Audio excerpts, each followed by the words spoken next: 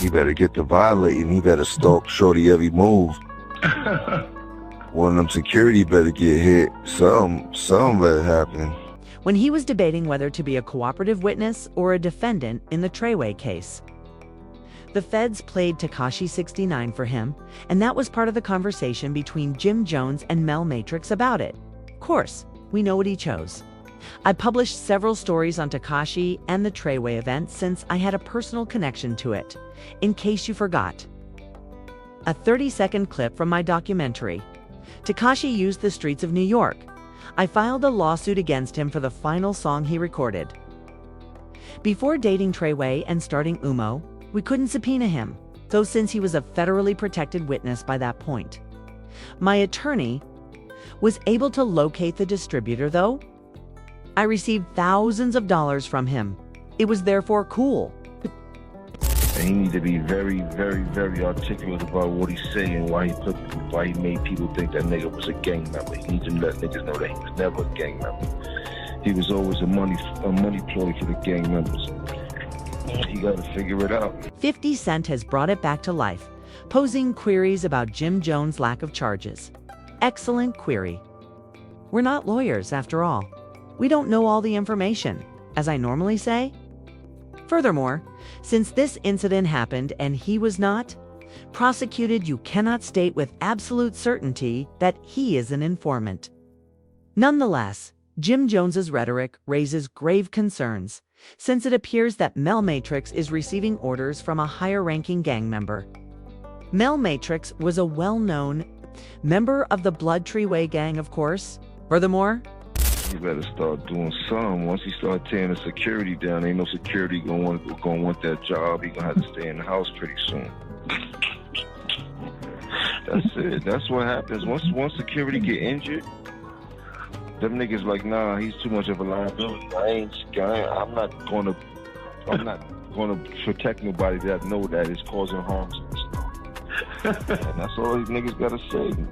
One shot, he let niggas know, man, bro, we gonna tear the security up, bro. We not even worried about you, bro. You ain't even, we gonna tear the security up. Once niggas start doing that, the security gonna be like, listen, bro, I ain't in it for this, bro. You don't have to do this shit on your own time, bro. You can't, the security out in New York can't run around with fire on them, right?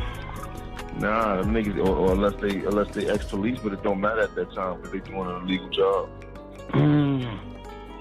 You dig? And it don't matter, because the shot ain't run down on them, they can't pull their gun out to shoot nobody. Unless the gun is pulled out. Jim Jones is only giving Shotzi a blueprint for what she has to do. Furthermore, the phrases superviolate and violate are employed. New York blood has been referred to by these words. Numerous blood gangs, federally created indictments, and people who are or have been incarcerated on the East Coast are all involved. Code words include attack, violate, superviolate, and kill. Other people have been put in jail for saying these things. Why wasn't Jim Jones present? We don't even know if he was detained and questioned. If it hadn't been discussed privately between the attorneys and the federal prosecutor, I guess we would have known about it. Jim is there, I understand Jim. Jones offers what seems to be a rather thorough strategy. When one of the men says, "Oh my God, that guy is insane. There are more than just two men talking on the phone. Capture him." Someone had to hurt him in some vague way. He tells Mel Matrix that his security must be shot at the absolute least. Sheesh. He then tells him that no one would want to work security for Tekashi in New York when the guard is shot. At least, not because, according to New York regulations, it is considered disrespectful for Tekashi to be in the city when strip clubs and other activities are taking place. If you shoot one of his guards, nobody will want to defend him. Mel Matrix, also known as Mel Murder, is hearing Jim Jones go into great length on why security guards are prohibited from carrying firearms until they are retired or off-duty. Additionally, some males lack the ability to pull a firearm first. They are only able to draw a firearm on another man. In essence, he is saying that using guns to attack T won't affect security underscore. They also need to at least attempt the shot. He had better get to work. It does sound servile. Mel Matrix. It's that he's asking as though he were receiving instructions. Jim Jones has also been accused of different things. There is allegedly a case involving weapons. I don't talk about everything, I don't know, okay? But this is an amazing recording. It's possible that Jim Jones' lawyer took it personally and told the federal prosecutor, well, good luck. You see, there is no reason to suspect Jim Jones unless there is more evidence that he did anything. Based only on that discussion, that is very likely the case.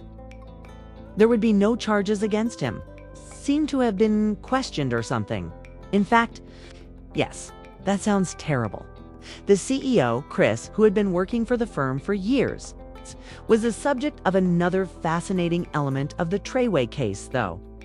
Naturally, years ago, Treyway was Nine Trey Bloods' commercial division. They had been penetrated by Chris, the CEO. He testified against him and was among the first to get fentanyl in the mail from China. Although I don't want to get into too much detail, the Tekashi case is actually rather intriguing. Anyway, what are your thoughts? How likely is it that Jim Jones will reach a deal to defend himself as a result of this? It certainly seems like a bad phone call.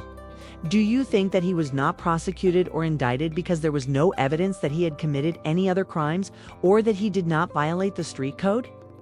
It is up to you to figure out how to make money off of American narcotics. He definitely humiliating Shotty right now. But Well, you got the picture up there next to the post. You're like, when you go to YouTube and World Star, they got his picture next to this shit. Everything he say, they got a split screen with Shotty picture next to this shit. This shit crazy, son. But he doing that to make K9 think he don't got no relationship with boy. That's what he trying to do. He trying to live. He trying to supplement himself. That's cool, but now he gotta get violated. Yeah, super violated. Super duper. So ain't too much he can really do unless he gonna go run around with 100 armed securities all day. You know what I'm saying? He gonna get shot at He ain't getting enough money for that. That's a fact. And he just canceled all his shows. And he ain't a gang member no more. Nah, he ain't nothing. That's what Shotty needs to make sure he do. Nah, we Tell that nigga that he not a gang member no more. He kicked out the whip. He was never a gang member. Nigga, Shotty need to expose him. Remember the dude. Yeah, they got a TMZ. TMZ want to talk to niggas on Monday. But Shotty like, you want me? Crippy. I think he said. Nah, you don't need to be on no TMZ. Let Shotty be on TMZ. I'm not gonna get on it, but he wanted me to talk to the nigga and tell the nigga what happened. Like, cause you know, my lap first. You feel me? So he want. Nah, you don't say nothing. You let Shotty handle that shit, bro. You don't say nothing. So don't say nothing. Nah, Shotty gotta handle that shit. He get on TMZ. He need to talk his talk and he talk his shit.